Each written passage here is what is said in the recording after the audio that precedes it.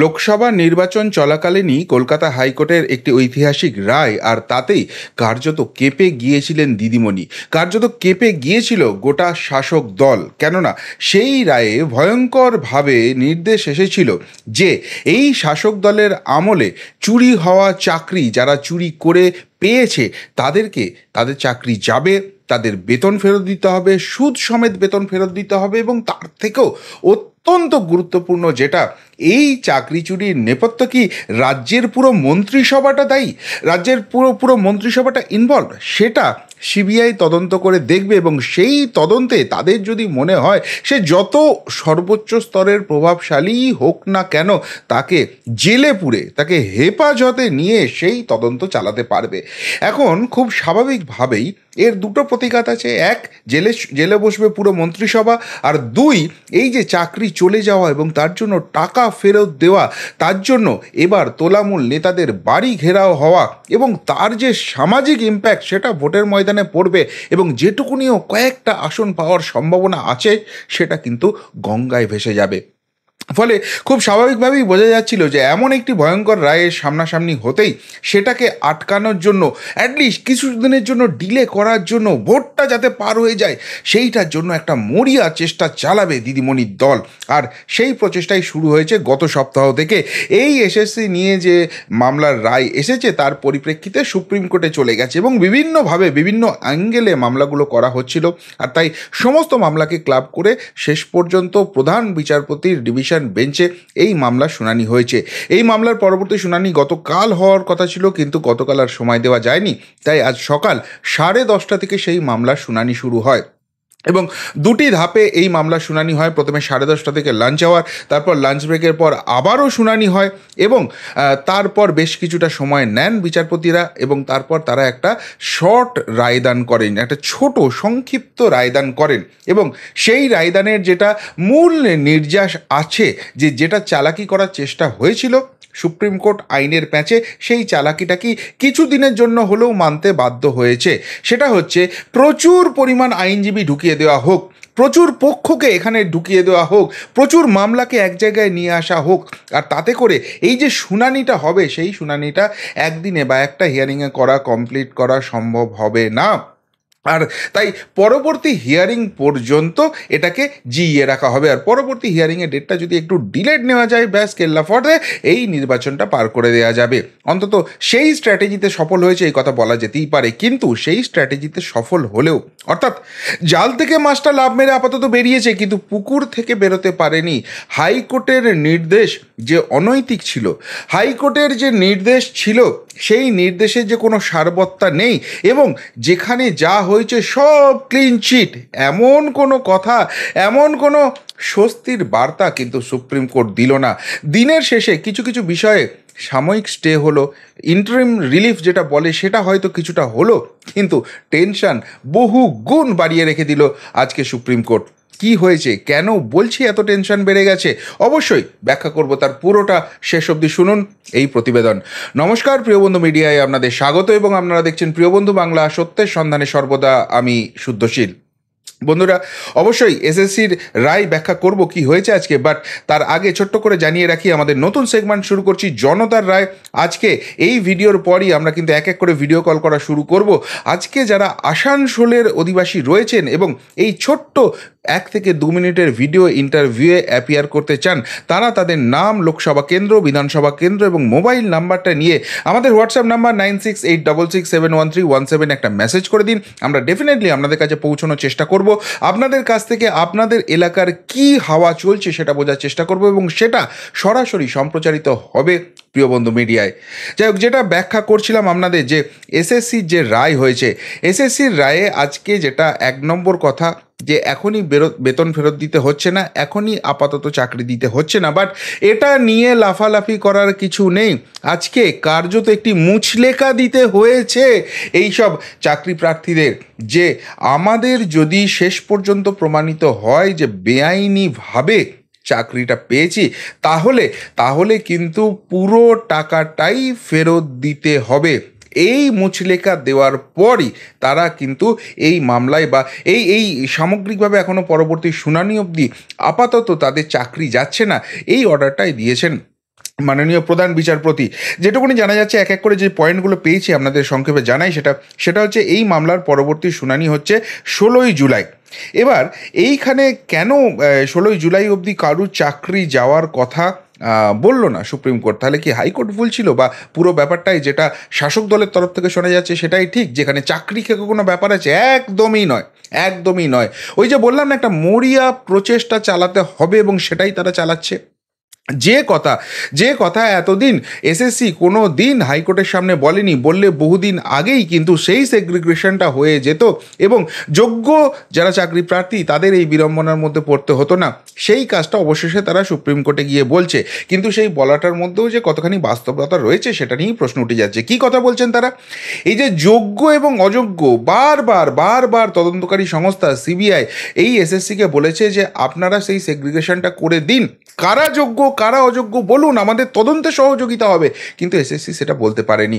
আসলে বলবে কি করে? এখানে প্রত্যেকটা ক্ষেত্রে দুটো করে ওএমআর সিট আছে। একটা ওএমআর সিট যেটা ওই যে সংস্থা এই পুরো প্রসেসটা করেছিল নাইসা বলে, তাদের কাছে পাওয়া যাচ্ছে, একটা পাওয়া যাচ্ছে এসএসসির কাছে। এখন কোথায় এটা ম্যানিপুলেশন হয়েছে আর কে ম্যানিপুলেট করেছে সেটাই কিন্তু কোনো রকম কোনো জায়গা নেই বোঝার জন্য, আর এই জায়গাটাই হয়ে যাচ্ছে সব থেকে প্রবলেমের। ফলে কিন্তু এসএসসি যেটা ডিমান্ডটা করেছে যে তারা নাকি এই যোগ্য অযোগ্যর বিভাজনটা করতে পারবেন। এখন এখানে আরেকটাও প্রশ্ন আসছে যে ওএমআর সিট ম্যানুপুলেটেড হয়ে গেছে, এই ওএমআর সিটের কোনো ডিজিটাল কপি, যেটাকে অ্যাকচুয়াল ডিজিটাল কপি করে অর্থাৎ ছবি তুলে সংরক্ষণ করা, সেটা কোথাও করা নেই, সেটাকে টেক্সট ফরম্যাটে করা আছে, যার ফলে এটাকে পুরোপুরি ম্যানিপুলেট করা গেছে। এর যে ফিজিক্যাল ওএমআর সিটগুলো আছে সেগুলোকে দায়িত্ব নিয়ে পুড়িয়ে দেওয়া হয়েছে, ধ্বংস করে দেওয়া হয়েছে। তাহলে এই যোগ্য অযোগ্যতা কিভাবে আলাদা করে বাছা যাবে? এই জায়গাটা প্রশ্ন থেকেই যাচ্ছে। কিন্তু এসএসসি দাবি করেছে তারা নাকি করতে পারবে, আর সেই জায়গাতেই প্রধান বিচারপতি বলছেন যে দেখুন, এই যে 26,000 চাকরি চলে যাবে তার তো একটা সামাজিক প্রতিঘাত রয়েছে, তার এই সামাজিক অভিঘাতের জায়গাটা কিছুতেই অস্বীকার করা যায় না, এবং সেই অযোগ্যদের বাদ দিতে গিয়ে যোগ্যরা যদি চাকরি হারান তাহলে সেটা সত্যিই দুঃখজনক ঘটনা হবে। তাহলে সেক্ষেত্রে যদি এসএসসি মনে করে যে সত্যিই যোগ্য অযোগ্য সেগ্রিগেশন করা যাবে, তারা অতীতে করেনি এই কথাটা মেনে নিয়েও বলছি, তাহলে এসএসসি কার একটা সুযোগ দেওয়া হোক, পরবর্তী শুনানিতে এসে বলুক তারা কারা যোগ্য আর কারা অযোগ্য। কিন্তু এখানেই আর একটা মজার কথা হয়েছে যে সিবিআইকে দুবেলা গালমন্দ করে শাসক দল, বলে এই সিবিআই নাকি বিজেপির প্রতিহিংসার রাজনীতিটা চরিতার্থ করছে এবং সেই জন্য তারা চাকরি খেকো এই বলে ঘুরিয়ে দেওয়ার চেষ্টা যে দিদিমণি করেন। আজকে এখানে যে দুর্নীতি হয়েছে এটা সে মেনে নিয়েছে, এবং দুর্নীতির সংখ্যাটা এতদিন যে বলা হচ্ছিল 5,000 বাকিদের কেন চাকরি গেল তা নয়, আজকে যে সংখ্যাটার কথা বলা হয়েছে সেটা হচ্ছে 8,324 জন। এই 8,324 জন দুর্নীতি করে চাকরি পেয়েছে এবং এরা অযোগ্য, এই কথাটা মেনে নিয়েছে। তাহলে বাকিরা কি যোগ্য? সেই কথা হলফনামা দিয়ে এসএসসি জানাক। আইনজীবী বিকাশ রঞ্জন ভট্টাচার্য এই দাবি করেছিলেন। এখন অবধি সেই ধরনের কোনো হলফনামা তারা কিন্তু জমা দিতে পারেননি।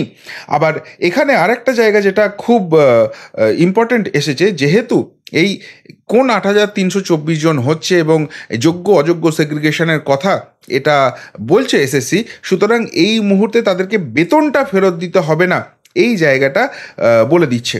এর পাশাপাশি যেটা একটা খুব গুরুত্বপূর্ণ, যেটা এই মামলায় রাজ্য সরকারের তরফ থেকে মেন সবসময় দাবি থেকে গেছে, সেটা হচ্ছে হাইকোর্টের যে নির্দেশটা ছিল যে এই সুপার নিউমারিক পোস্ট যে ক্রিয়েট করা হয়েছে এবং সেখানে বেসিক্যালি দুর্নীতি করে চাকরি দেওয়া হয়েছে, সেই জায়গাটায় তদন্ত করবে সিবিআই, এবং সেখানে তদন্ত করতে গিয়ে যত সর্বোচ্চ স্তরের প্রভাবশালী হোক না কেন, তাকে যদি মনে করা হয় তাকে হেফাজতে নিয়ে সিবিআই তদন্ত করতে পারবে।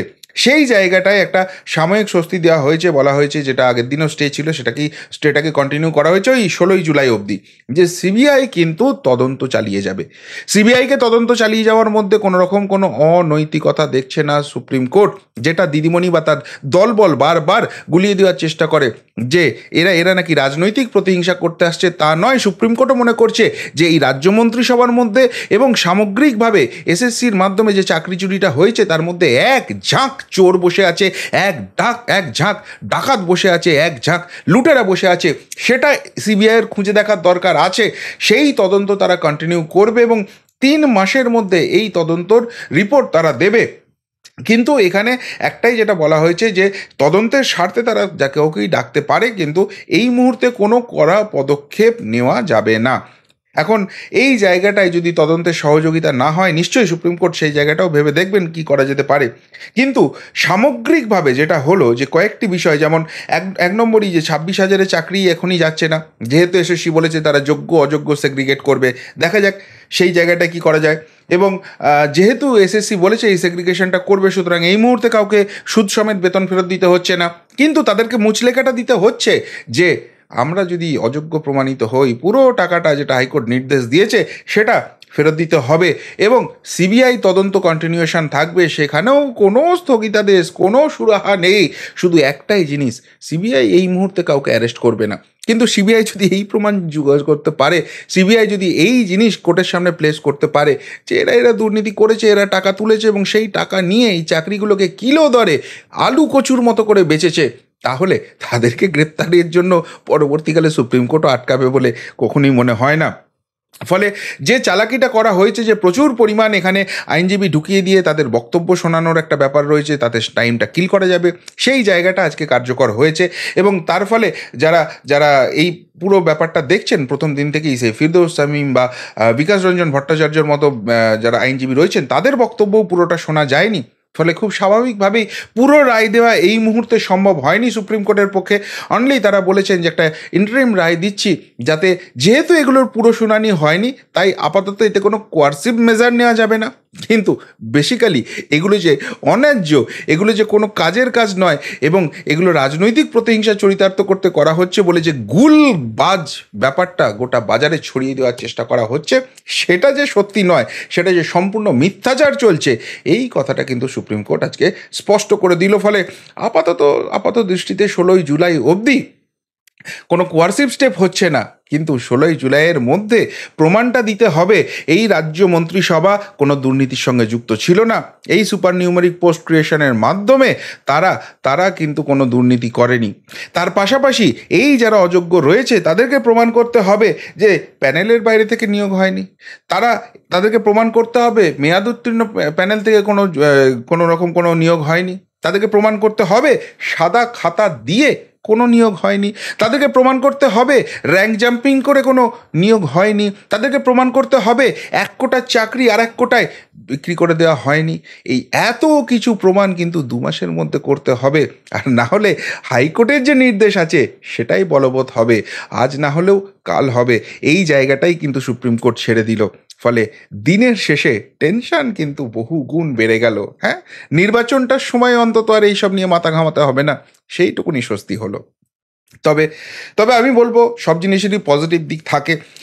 এই পুরো প্রক্রিয়াটায় কোল্যাটারাল ড্যামেজের মতো যারা যোগ্য তাদের চাকরিটাও চলে যাচ্ছিল, সেটা কিন্তু আমাদেরও পীড়া দিচ্ছিল। সুপ্রিম কোর্ট অন্তত মানবিক দিক থেকে সেই জায়গাটা দেখছেন, এবং তার ফলে অযোগ্যরা আরও কিছুদিন ফুটানি করার সুযোগ পাচ্ছেন, সেটা অন্য কথা। তার ফলে চোর বাটপাররা কিছুদিন বগলমবাজি করার সুযোগ পাচ্ছেন, সেটা অন্য কথা। কিন্তু যোগ্যরা তাদের চাকরিটা হারাচ্ছেন না, এটা কিন্তু সব থেকে পজিটিভ দিক আজকের রায়ের। কি বলবেন এই সামগ্রিক ব্যাপারটা নিয়ে? আজকে সুপ্রিম কোর্টে যা হলো, সত্যিই কি দিদিমণির দলকে স্বস্তি দিল, নাকি একদম ওই শেষ পাঁচরটা দেওয়ার আগে কিছুদিন একটু ওই জবা ফুল আর আম পাতা খাওয়ানোর চেষ্টা হলো সুপ্রিম কোর্টের তরফ থেকে? উত্তরটা অবশ্যই কমেন্ট বক্সে কমেন্ট করে জানাবেন। এখনকার মতো এখানেই শেষ করলাম, ফেরত আসছি নতুন প্রতিবেদন নিয়ে খুব তাড়াতাড়ি। ভালো থাকবেন, সাথে থাকবেন, পাশে থাকবেন। নমস্কার।